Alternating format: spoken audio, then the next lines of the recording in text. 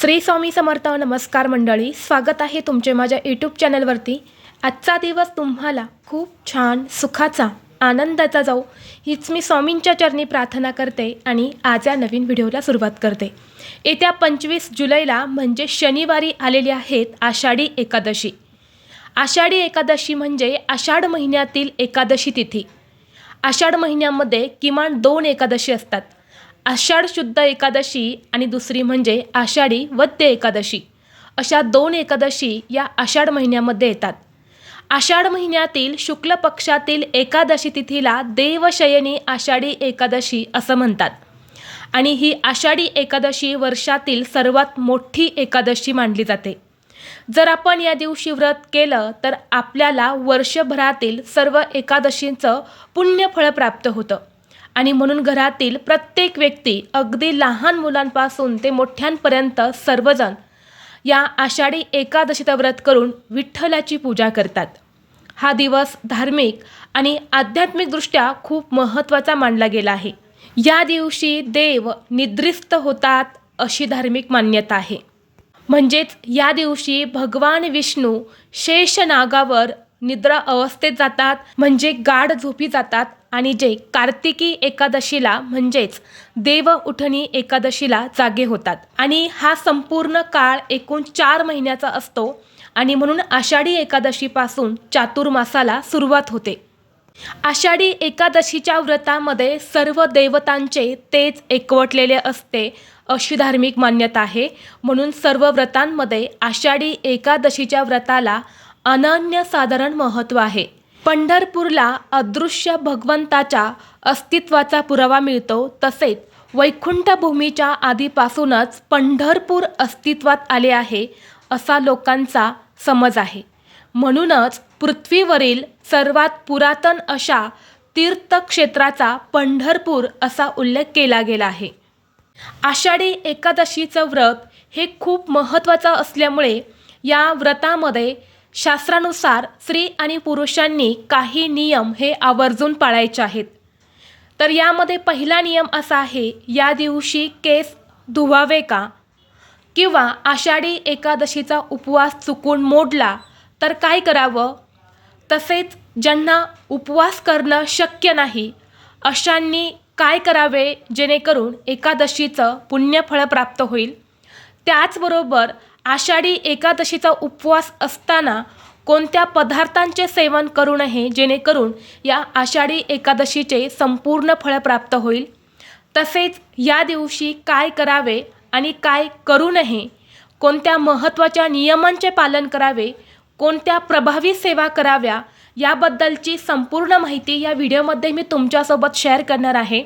त्यामुळे तुम्ही हा व्हिडिओ स्किप न करता शेवटपर्यंत नक्की पहा. चॅनलवरती नवीन असाल तर सबस्क्राईब करा आणि असेच माहितीपूर्व नवनवीन व्हिडिओ पाहण्यासाठी बेल आयकॉनलाही प्रेस करा, म्हणजे जेव्हा कधी मी नवीन व्हिडिओ अपलोड करेल त्याचं नोटिफिकेशन सर्वात अगोदर तुम्हाला भेटेल आणि तुम्ही एक पण व्हिडिओ मिस करणार नाही. तसेच कमेंट बॉक्समध्ये ओम नमो भगवते वासुदेवाय नमः हा मंत्र नक्की लिहा, जेणेकरून भगवान विष्णूंची कृपादृष्टी ही तुमच्यावर आणि तुमच्या कुटुंबावर सदैव राहील. तसेच व्हिडिओला एक हाईप देखील द्या. तर पहा, आज या व्हिडिओमध्ये मी तुम्हाला आषाढी एकादशीचे शास्त्रानुसार काही नियम सांगणार आहेत जे आपल्याला पाळायचेच आहे. तुम्ही या आषाढी एकादशीचं व्रत करणार असेल किंवा नसेल तरीही सर्व स्त्री आणि पुरुषांनी हे काही महत्त्वाचे नियम जे आहेत तर ते पाळायचे आहेत. या नियमांचं आपल्या शास्त्रामध्ये उल्लेख केला गेला आहे आणि तेच नियम मी तुमच्यासोबत शेअर करणार आहे.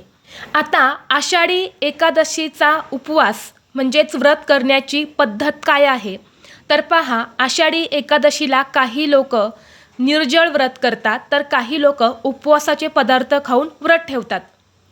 तर तुम्हाला जसं शक्य होईल तसं तुम्हाला हे व्रत करायचं आहे.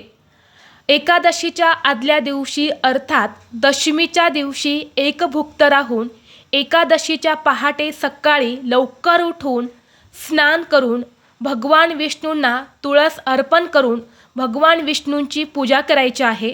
व्रताचा संकल्प करायचा आहे आणि संपूर्ण दिवस तुम्हाला एकादशीच्या दिवशी उपवास करायचा आहे.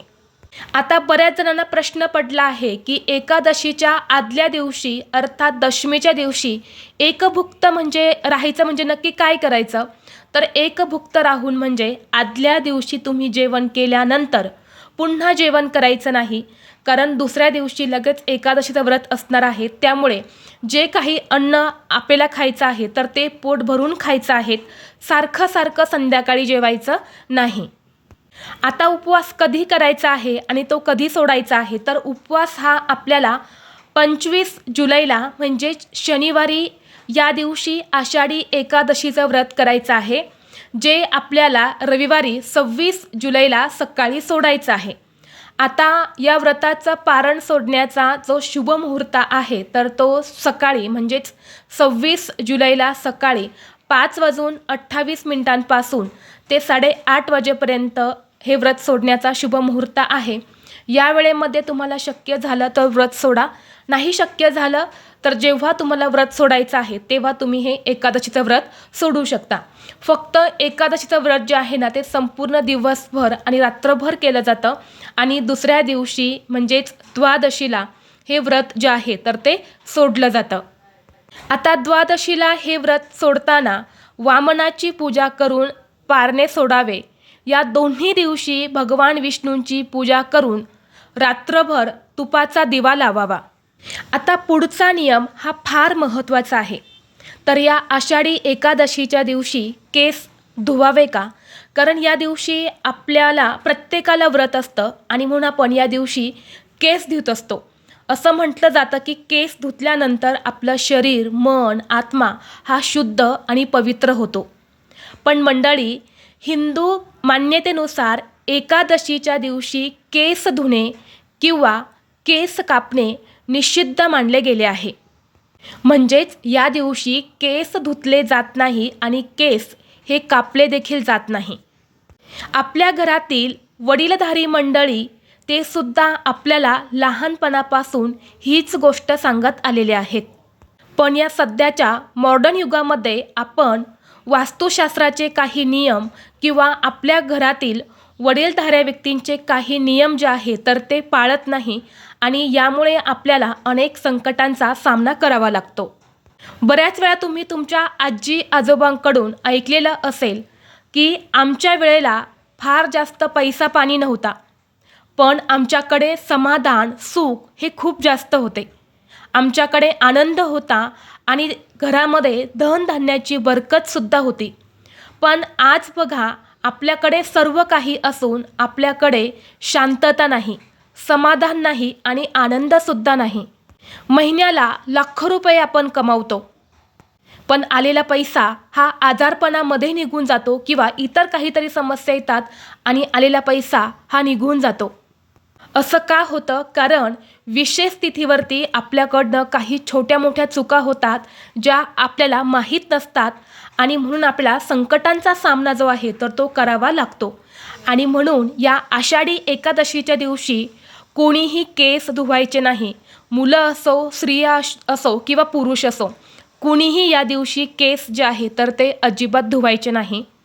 असं म्हटलं जातं की या दिवशी आध्यात्मिक ऊर्जा आणि भक्ती टिकवून ठेवण्यासाठी शरीर शांत आणि शुद्ध ठेवले पाहिजे, असा अनेकांचा विश्वास आहे की केस धुतल्याने प्रार्थना आणि जे काही ध्यान आपण करतो तर ते देवांपर्यंत पोहोचत असते. असं अजिबात नाही. तुम्ही फक्त भक्तिभावाने जी काही सेवा करता, जे काही व्रत करतं तर ती भक्ती भगवंतापर्यंत नेहमीच पोहोचत असते. आणि बघा, धार्मिक असा कठोर नियम आहे की एकादशीच्या दिवशी अविवाहित मुली किंवा स्त्रियांनी केस जे आहे तर ते अजिबात धुवू नये. आता यानंतर पुढचा नियम असा आहे की या एकादशीच्या दिवशी चुकून उपवास मोडला तर काय करायचं?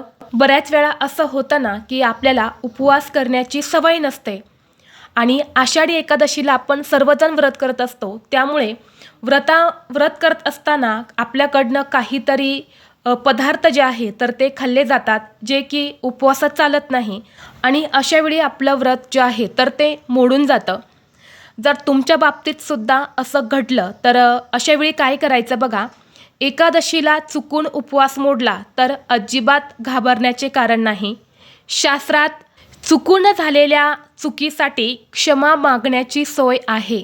उपवास मोडला तर आपल्या देवघरासमोर किंवा भगवान विष्णूंच्या विठ्ठलाच्या मूर्तीसमोर किंवा फोटोसमोर जाऊन हात जोडा आणि चुकून झालेल्या चुकीबद्दल क्षमा मागा.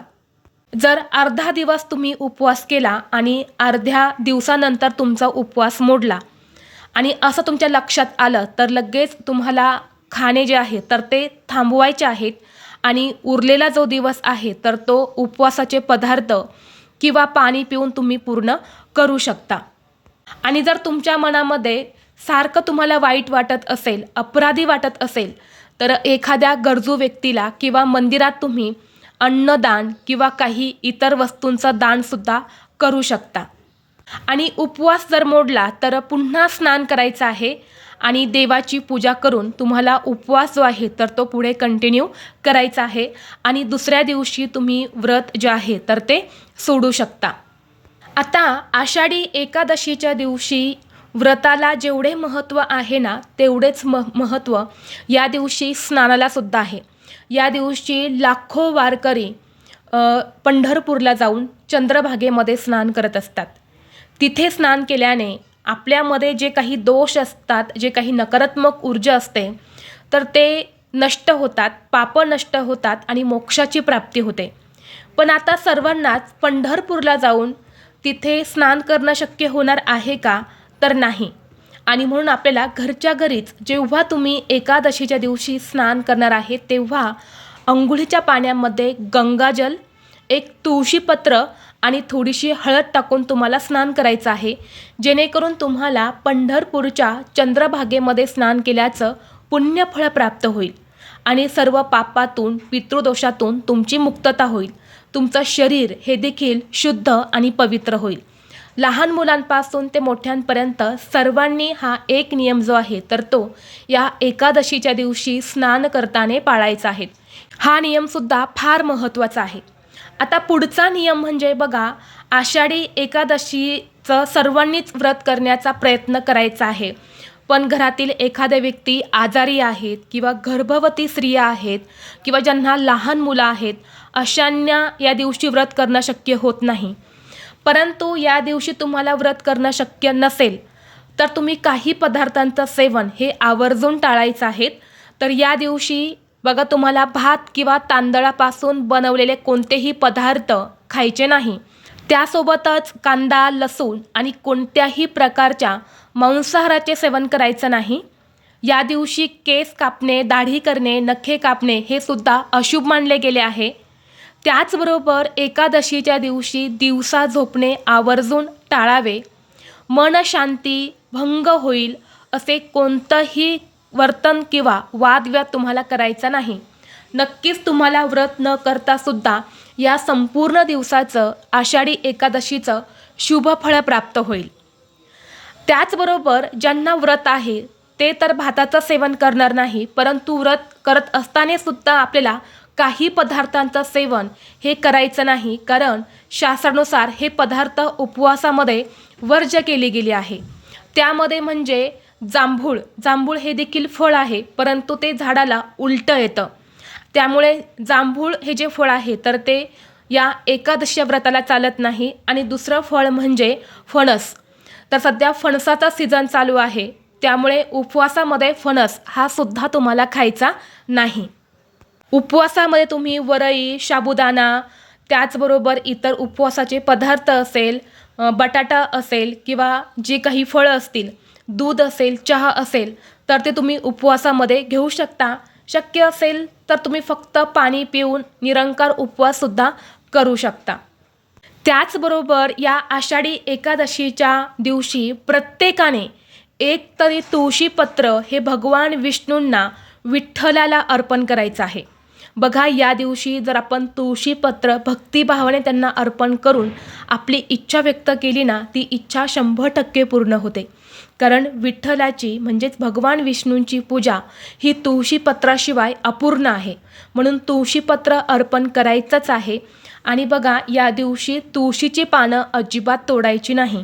या दिवशी माता तुळशी आपल्या हरीसाठी व्रत करत असते. आणि तिची पानं तोडल्याने किंवा तुळशीला जल अर्पण केल्याने तिच्या व्रतामध्ये अडथळे येतात आणि त्याचे वाईट परिणाम हे आपल्याला स्वतःला भोगावे लागतात.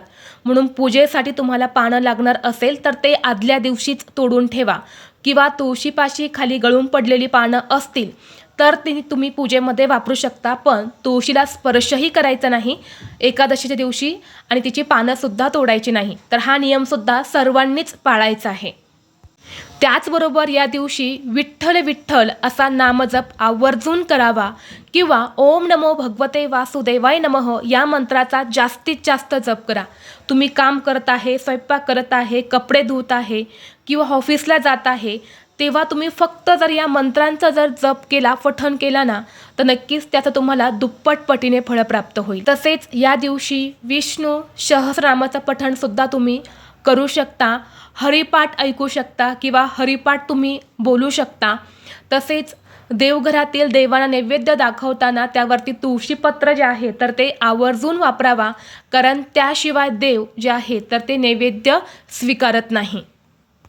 तर अशा पद्धतीने आपल्याला या आषाढी एकादशीला शास्त्रानुसार सर्व स्त्री आणि पुरुषांनी हे नियम जे आहे तर ते आवर्जून पाळायचे आहेत. या दिवशी जेवढ्या गोष्टी तुम्हाला चांगल्या करता येईल तेवढ्या गोष्टी तुम्हाला चांगल्या करायच्या आहेत. कुठे गाय दिसली तर तिला गूळ आणि चपाती खाऊ घाला किंवा हिरवा चारा खाऊ घाला. आपल्याकडून कोणालाही त्रास होणार नाही असं कोणतंही कृत्य तुम्ही करू नका. तर ही अत्यंत महत्त्वाची माहिती मला तुमच्यापर्यंत शेअर करायची होती. व्हिडिओ तुम्हाला आवडला तर लाईक करा, चॅनलवरती नवीन असाल तर सबस्क्राईब करा आणि हा व्हिडिओ आपल्या मित्रपरिवारासोबत जास्तीत जास्त शेअर करा. चला तर मग भेटू असंच पुढल्या एका नवीन व्हिडिओमध्ये. तोपर्यंत सर्वांना श्री स्वामी समर्थ.